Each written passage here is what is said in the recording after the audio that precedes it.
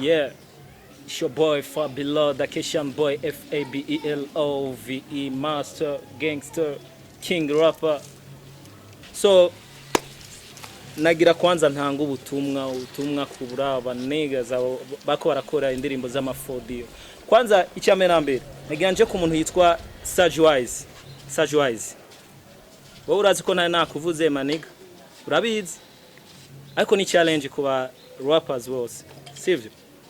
Ariko we nawe waraduhaye umuziki maniga. Muziki w'ifodiyo mengira shaye kabisa.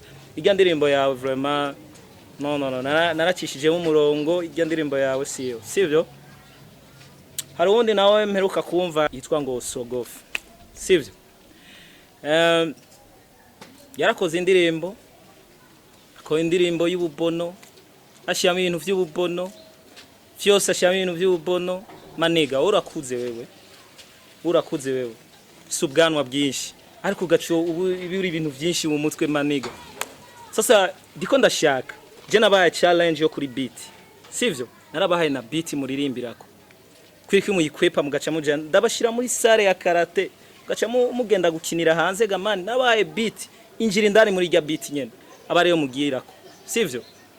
Hanyuma ni wumva yuko ushobora guhigana na master aho sawa fresh.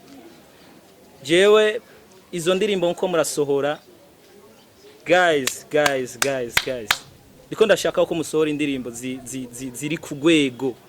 Mwumviriza ijya ndirimbo yanje master muce mwumviriza nivyo vyiwanyu, sawa? Amafodiyo turekane nayo kuri no munota. Ndarindiriye itariki imwe, itariki 4. Ndarindiriye rero ubwana bwose ubudogo bwose kubukosorera hamwe. Jewe ndi master kandi ndacyari master. Ndarindiriye rero uza kuminyuza yuko ntari master.